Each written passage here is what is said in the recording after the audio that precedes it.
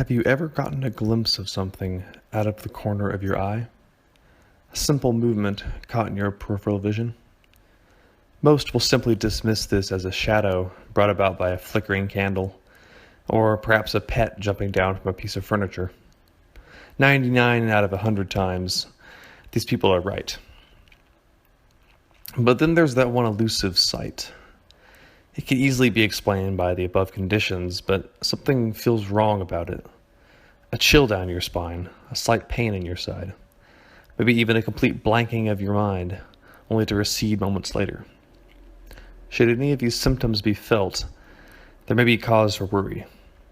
Our peripheral vision is designed to catch motion, even in the dark. This was used to defend against predators in our early days, and as with many aspects of our human nature, it has remained, but weakened. This view out of the corner of our eye still alerts us to danger, and although predators have dropped on the list of dangers we face today, they still exist. Should you ever feel that queer chill in your back, try not to focus on that shadow you saw in the corner of your eye. It might be better not to see.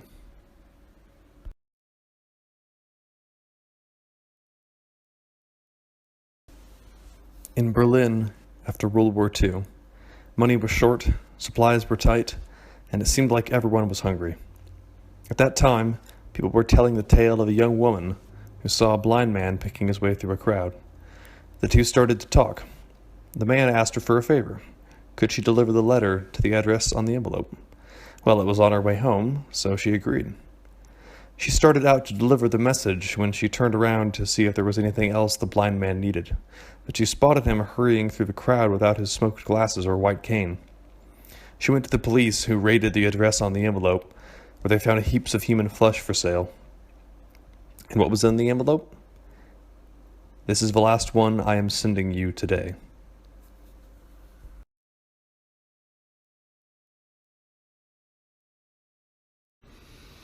It's the summer, and you're out of your college classes for at least a week or two, before next semester starts.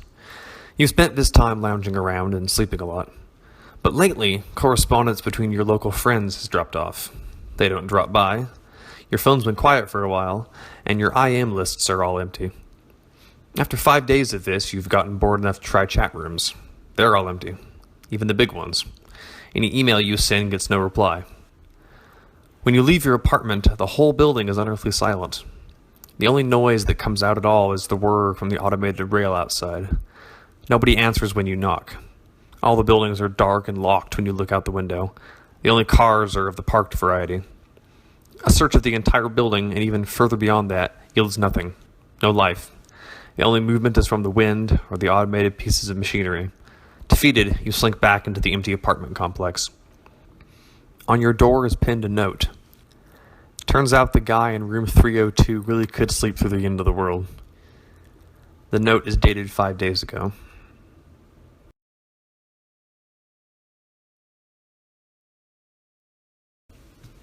In some television markets, people get two different versions of the same channel. This is usually caused by affiliates being nearby. For example, while living in New Jersey receiving the ABC affiliate from both New York City and Philadelphia, or living in Southern California and getting both the Los Angeles and San Diego stations. For the most part, these appear to be the same channel in all except local news and some daytime programming, with the exception that one is actually closer and more clear than the other. These channels in reality should not occur. Television markets are set up to focus around one city, and offering two different versions of the same channel in one market can split viewership in the ever-competitive ratings race. If you are to watch the channel with the worst reception, from the city that is further away, you'll start to notice the news reports major events that never occurred, on people that aren't real, on technology that shouldn't exist, for ads of products that you've never heard of. The conspiracy theorists think that these television stations belong to an alternate world. They point to the fact that the news tends to be getting worse over there, more separate from our own. There are reports of looking into an alternate world, invading it for their own use.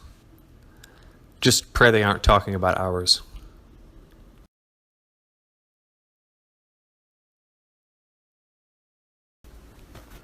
Every time you exhale, a little bit of your soul escapes. Luckily, you almost always inhale it back before anyone else gets to it. Almost. Ever fogged up a mirror with your breath? Don't do that.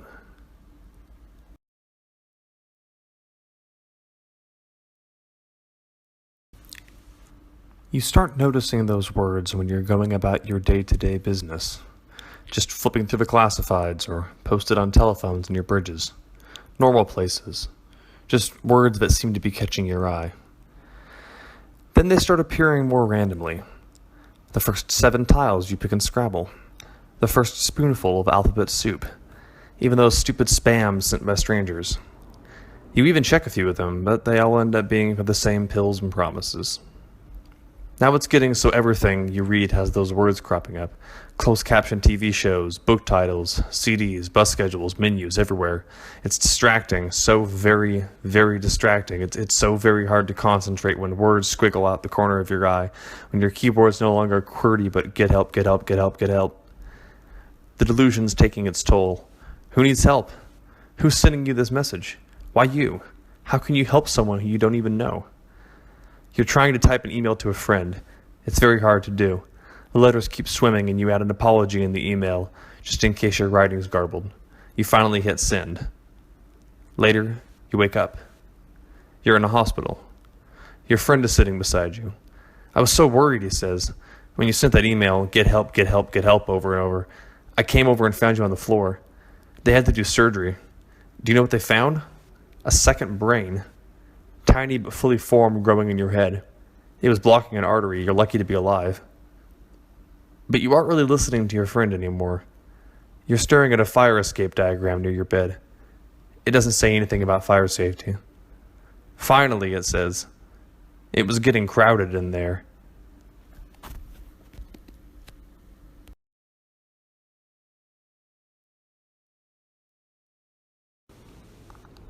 I can remember being incredibly self-conscious about them, hiding them in my pockets under books and bags. The kids at school never said anything to my face, but I knew they were laughing behind my back. I remember asking my parents to take me to a doctor to get them checked out. The growths on my hands seemed to be the elephant in the room back then, since they'd just say I was fine and change the subject, but I knew better. I had tried to remove them as a child, but to no avail. Scissors, knives, potato peelers. Trying to cut or scrape them off was always a lost cause because I couldn't continue once the pain kicked in.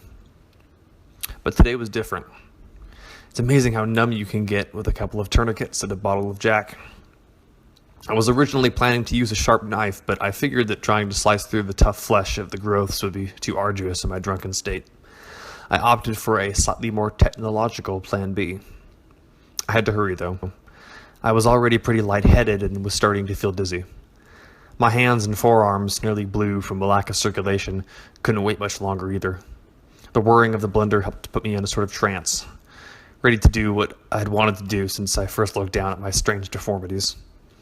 I shoved my left hand in first. The immediate sensation of sharp blades slicing through flesh was jarring, but I was surprised at how well the alcohol was working. I expected it to hurt more. I could hear the sharp metal churning and cutting, working perfectly as planned. I pressed my hand down harder. All those bad memories, all the embarrassment, all of the horrible things were now nothing more than a thick red pulp. Breaking from the feelings of ecstasy, I pulled out before the blades hit knuckle. I smiled, taking a good look at my new hand. As for the growths, well, 5 down, 5 to go.